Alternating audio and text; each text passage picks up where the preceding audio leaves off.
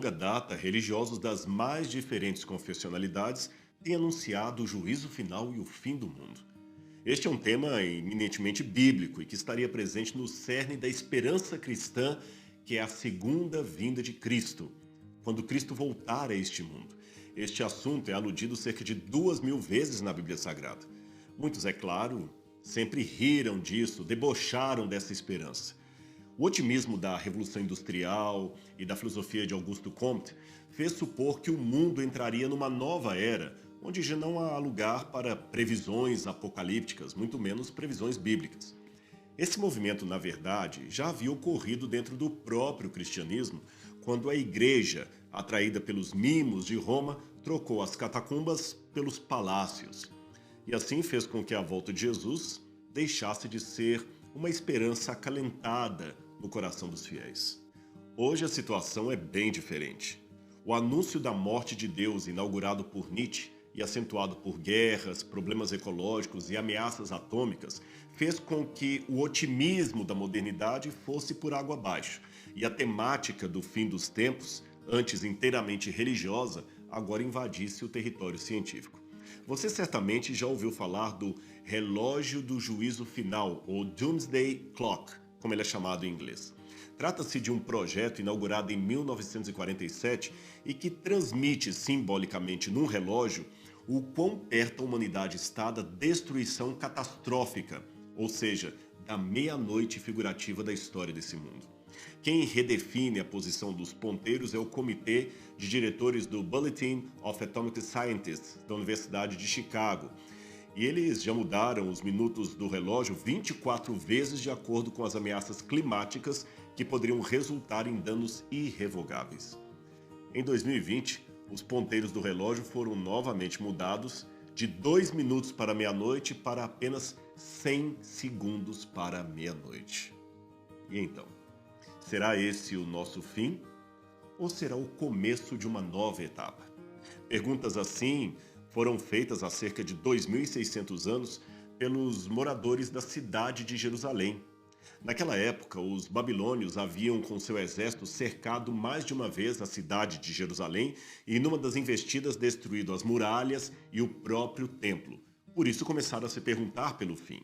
À frente dos invasores estava Nabucodonosor, o homem mais temido e mais poderoso daquela época, aquele que fez a Babilônia realmente o maior império de todo o planeta. As fronteiras da Babilônia, só para você ter uma noção, incluíam a Assíria, a Mesopotâmia, a Caldeia e partes da Medopérsia, Síria, Judeia, no caso Israel, Egito, Arábia e até a Índia. E entre os cativos judeus que foram levados como futuros escravos para o rei da Babilônia, estavam Daniel e 3 companheiros, 3 amigos deles, todos nascidos nas melhores famílias de Jerusalém.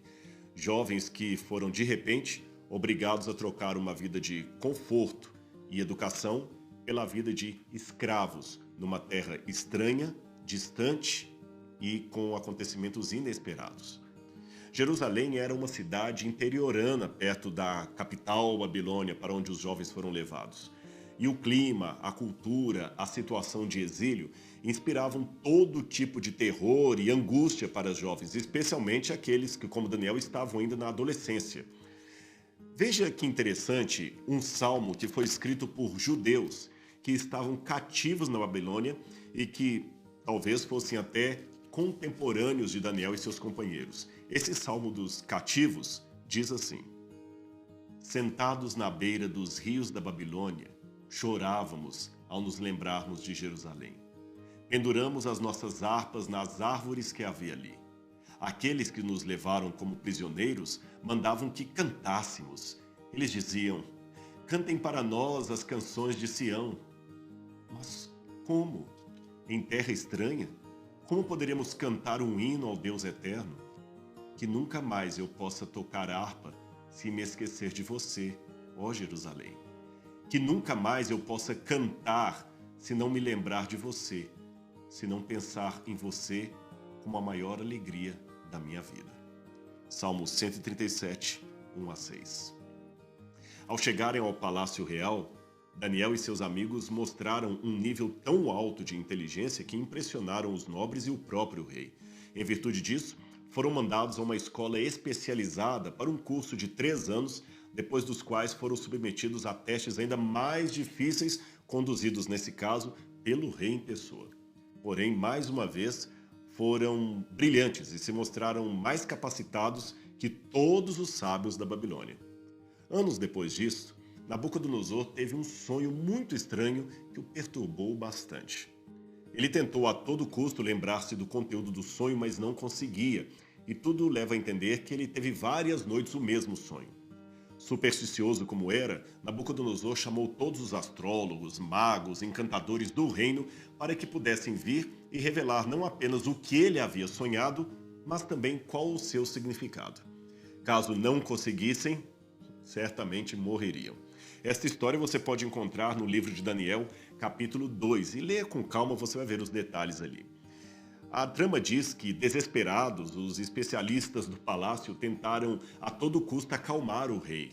Eles diziam: não há ninguém no mundo que seja capaz de fazer o que o senhor quer. Nunca houve nenhum rei, por mais forte e poderoso que fosse, que tivesse exigido uma coisa dessa dos seus sábios, dos seus adivinhos, dos seus astrólogos. O que o senhor está querendo é impossível. Não existe quem possa atender o seu pedido, a não ser os deuses. E eles não moram com a gente aqui na terra. Eu acabei de citar agora o que está em Daniel, capítulo 2, versículos 10 e 11. Mas todo aquele discurso foi em vão. Furioso com a incompetência dos seus sábios, o rei mandou matar a todos, inclusive aqueles que estavam estudando na escola superior de Babilônia, isto é, Daniel e seus companheiros, que não teriam nada a ver com aquela complicação toda. Mas quando soube da ordem do rei, Daniel pediu ao capitão da guarda que não os matasse ainda e que nem matasse nenhum sábio. Prometeu que, caso tivesse pelo menos um determinado prazo, ele poderia orar a Deus, ao Deus de Israel, e se Deus o revelasse, ele daria ao rei o conhecimento de qual foi o seu sonho e também a devida explicação do mistério. O pedido foi atendido e a oração de Daniel também foi atendida. No dia seguinte, puseram-se então diante do rei, Daniel e seus companheiros, e começaram a explicar-lhe o sonho, aquilo que afligia sua alma. Ao chegar diante do soberano, Daniel não perdeu a oportunidade de testemunhar a respeito do Deus que ele mesmo, Daniel, adorava. Olha o que a Bíblia diz que ele falou a respeito de Deus para o rei. Não há sábios, adivinhos, feiticeiros, nem astrólogos que possam dar a explicação que o Senhor está exigindo. Mas há um Deus no céu que explica mistérios. Foi por meio de um sonho que ele fez o Senhor saber o que vai acontecer no futuro. E agora, ó rei, eu vou explicar o sonho e as visões que o Senhor teve enquanto dormia. Daniel capítulo 2, versículos 27 e 28. À medida que Daniel ia narrando o sonho, o rei ia se lembrando do que ele havia visto e confirmando a narrativa. Era a visão de uma enigmática estátua composta por vários metais diferentes. A cabeça da estátua era de ouro puro. O peito e os braços eram de prata. O quadril era de bronze, as pernas eram de ferro e os pés eram ferro misturado com barro.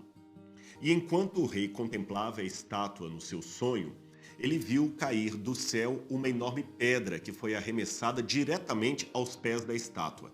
A pedra bateu, destruiu a estátua completamente, esmiuçando-a em centenas, milhares de pedaços, e depois disso a própria pedra se tornou uma grande montanha e encheu a terra para todo o sempre. É assim que está descrito em Daniel capítulo 2, versos 29 a 35. Bem, este foi o sonho. Agora falta saber o que ele significa. Pois bem, os 4 metais da estátua, segundo a interpretação do profeta Daniel, seriam 4 poderosos impérios que dominariam praticamente o mundo conhecido, isto é, a Ásia, a Europa e parte da África. Pelos limites da época, eles poderiam ser chamados, é claro, de 4 impérios mundiais. 3 deles, ainda segundo a Bíblia, deveriam suceder a Babilônia, que era a cabeça de ouro da estátua, Daniel 2, verso 38. Contudo, os pés de barro e ferro indicariam um 4º reino, representado pelas pernas de ferro, mas que seria dividido em países independentes que deveriam permanecer fragmentados e separados até a vinda da pedra destruidora, que seria, nesse caso, o juízo final de Deus sobre a terra. Isso está em Daniel capítulo 2, versos 39 a 45. Agora, vamos ver como os aspectos desse sonho ocorrido há 2.600 anos se cumpriram fielmente no decorrer da história.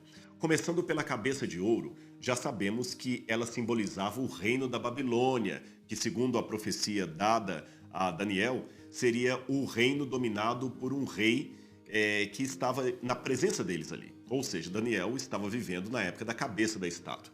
Mas esse rei seria dominado por um reino inferior, representado pelo peito e braços de prata. Daniel capítulo 7 e 8 vai falar que esse reino era a Medo-Pérsia.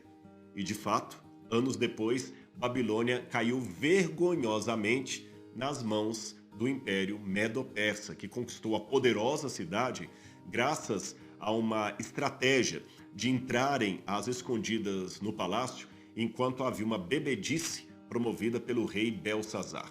Isto aconteceu, segundo os historiadores, no ano 538 a.C., de modo que, contando a partir de Nabucodonosor, podemos dizer que a Babilônia foi a senhora do mundo por aproximadamente 68 anos, quando os medos e persas chegaram para acabar com a festa do rei. Agora, inferiores em glória à Babilônia, os reis da Medo-Pérsia, que seriam Ciro e Dario, também se destacaram como grandes construtores de templos, cidades e palácios.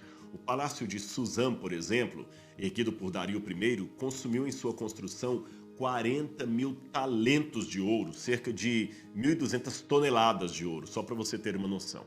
O império que Ciro levantou ao destruir a Babilônia e conquistá-la alcançou uma extensão maior do que o reinado de Dario II, que a fez estender da Índia até a Grécia e ao Egito e ao sul da Etiópia.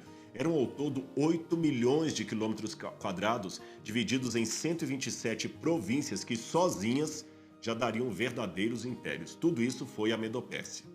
Mas seguindo a sequência da estátua, a próxima parte depois do peito e braços de prata seria o quadril de bronze, que representaria os gregos e macedônios, que seriam os próximos senhores, os governadores da terra. E aqui destaca-se, é claro, a figura de Alexandre Magno, profetizado 2 séculos antes de tomar o poder. Na verdade, 2 séculos e meio antes. Com a idade de 20 anos apenas, Alexandre foi obrigado a assumir o reino no lugar de seu pai, Filipe, que fora assassinado numa batalha justamente contra os persas. Corria então o ano 336 a.C. E olha que interessante, em apenas 8 meses de governo, Alexandre e seus 35 mil soldados já haviam percorrido cerca de 8.200 quilômetros, dominando todas as vilas e cidades que estavam pelo caminho. Em 334 a.C., o jovem rei Alexandre derrotou um exército persa em Granico e o próprio rei Dario na Batalha de Issus. Isto tudo em apenas 5 anos de poder. Nesta época, Alexandre já havia se tornado senhor da Babilônia, da Síria, da Fenícia e de todas as grandes cidades que pertenciam ao domínio medo-persa. Ah, uma coisa importante, esse Dario da época de Alexandre, evidentemente, não é o mesmo Dario da época da queda de Babilônia. Há vários reis com o mesmo nome de Dario, ok? Continuando a nossa história, Alexandre acabou morrendo ainda muito novo, por causas que são debatíveis pelos historiadores. Alguns pensam que ele foi assassinado, outros que foi vítima de malária, ou ainda que acabou se perdendo para o excesso de bebida do vinho. O fato é que, ao morrer muito novo, Alexandre deixou o trono da Macedônia vazio. E em 168 a.C., foi a vez dos romanos chegarem. Eles destruíram os gregos na cidade de Pidna e assumiram deste modo o controle universal. Aí passamos para as pernas de ferro da estátua, que representariam, é claro, o Império de Roma. E como você deve saber, Roma foi o mais sangrento e o mais impiedoso império de todos os tempos. Ela permaneceu no poder por mais de 300 anos, perseguiu os cristãos, foi na época do Império Romano que Jesus foi crucificado, foi Roma que arrasou Jerusalém e destruiu pela segunda vez o templo que havia sido reconstruído depois da queda da Babilônia. Enfim, foi um reino com muitas práticas terríveis na história. O reino dos Césares, no entanto, também chegaria ao seu fim. Entre 351 e 476 d.C., bárbaros nórdicos começaram a invadir o império aos poucos e alcançaram a capital Roma. E depois de terem alcançado a capital, o império, a potência romana, se tornou apenas um fragmento de várias cidades, tribos, independentes umas das outras, exatamente conforme a indicação da profecia. De sua derrocada, da derrocada de Roma, surgiu uma multiplicidade de reinos que se tornaram, posteriormente, vários países que temos hoje na Europa Ocidental. E Roma haveria de permanecer, conforme a profecia, um reino permanentemente dividido. Foram várias as tribos que se estabeleceram no antigo território do Império, configurando o mapa da Europa. Entre essas tribos você tinha os germanos, que depois vão virar a Alemanha, os francos, que vão virar a França, os burgundos, suevos, serão os de Portugal, os anglo-saxões, os visigodos. Foram desses clãs que se formaram esses países que você tem hoje, como eu falei, Portugal, Espanha, França, Itália, Alemanha, Suíça, Inglaterra. Agora, a profecia também diz que jamais, nunca mais, haveria uma efetiva união entre esses povos. Este último reino seria um reino dividido. Eles até se ajuntariam, segundo a profecia, mediante alianças e casamentos. No entanto, assim como a prata não se mistura com o ferro, eles jamais se tornariam um governo único. Você pode ler isso em Daniel 2,43.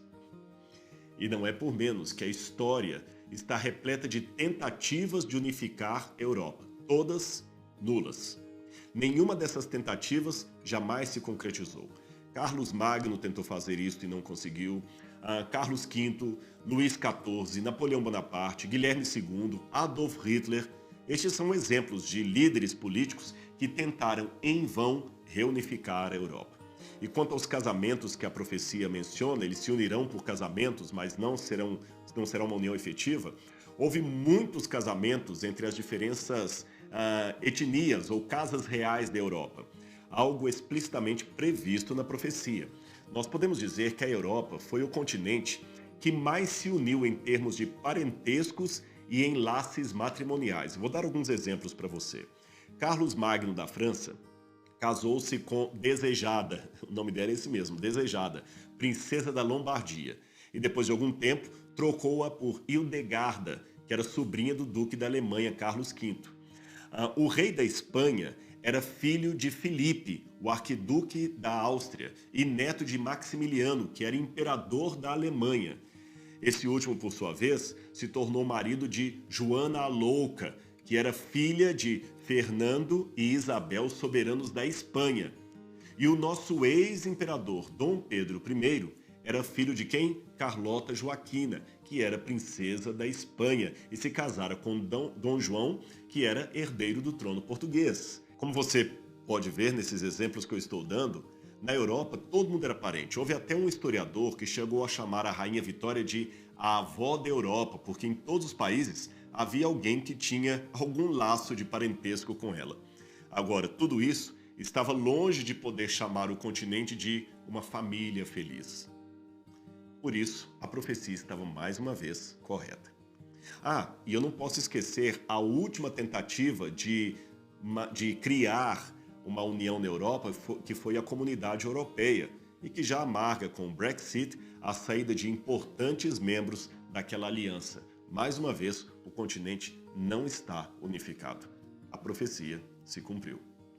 A julgar pela sequência do sonho, eu posso dizer que hoje nós vivemos nos pés da estátua do sonho de Nabucodonosor. O que falta cumprir? A chegada daquela pedra que virá para dominar a terra e trazer o reino de Deus, pondo fim a todo domínio humano sobre esse planeta. Em seu lugar, no lugar do domínio humano, Deus colocará o estabelecimento do reino celestial, onde o próprio Cristo será o soberano para todo sempre. Sabe, quando eu vejo essas coisas, eu percebo o acerto das profecias de Daniel e vejo que é algo tão preciso que os céticos, a princípio, podem até querer negar, mas não tem como. Aliás, até tentaram. Muitos disseram que esse livro não procedia, que não era um livro histórico, que tudo ali era inventado, que até o próprio Nabucodonosor e o cativeiro dos judeus jamais tinham acontecido. Porém, todos esses elementos, ou pelo menos a maior parte deles, foram redescobertos graças às escavações arqueológicas acontecidas a partir do século XIX. E as escavações feitas na região do atual Iraque confirmaram a historicidade bíblica de muitos detalhes do livro de Daniel. Por exemplo, a existência histórica de Nabucodonosor, do cativeiro, da própria cidade de Babilônia, que muitos achavam que seria apenas uma lenda. Hoje, o argumento dos céticos vai noutra direção. A tendência agora é situar o livro de Daniel numa datação posterior, fazendo parecer que as suas profecias seriam apenas algo que a gente chama em latim de vaticinio ex eventu, isto é, uma forma de escrever tardia que parece, apenas parece, anunciar eventos antes que eles aconteçam, mas que, na verdade, seria apenas algo produzido depois dos eventos supostamente anunciados, ou seja, uma profecia feita a posteriori. Contudo, eu posso afirmar para você que elementos literários, arqueológicos, estilísticos e outros detalhes mais fazem supor que o texto original de Daniel realmente pertenceria ao sexto século antes de Cristo, isto é, muitos anos antes de tudo aquilo ali se cumprir. Portanto, a garantia profética dada ao longo da história não deixa margens para dúvida. O mundo, de fato, marcha para o seu fim, a Bíblia disse isso. Mas o que muitos entendem como sendo uma hecatombe, um desastre, uma desgraça, para os estudantes da Bíblia, serão motivos de esperança e confiança em Deus. É que Deus em breve intervirá definitivamente na história da humanidade para inaugurar a paz. O mundo está um caos? Não se preocupe com a poeira. Deus ainda está em obras. Com a Bíblia numa mão e a história na outra, nós podemos descansar em paz e também encontrar refúgio na segurança de Deus. Aliás, como disse o apóstolo Pedro, assim, temos ainda mais firme a palavra dos profetas. E vocês farão bem se a ela prestarem atenção, como a uma candeia que brilha em lugar escuro, até que o dia clareie e a estrela da alva nasça em seus corações. Antes de mais nada, saibam que nenhuma profecia da Escritura provém de interpretação pessoal, pois jamais a profecia teve origem na vontade humana, mas homens falaram da parte de Deus, impelidos pelo Espírito Santo. 2 Pedro capítulo 1, versos 19 a 21. Portanto, não há motivo para apreensão ou pânico. Imagine comigo, se Deus acertou no passado, por que erraria no futuro? Portanto, tudo o que acontece é a trama e a urdidura de um pano que Deus, em sua providência, está tecendo. Acredite nisso.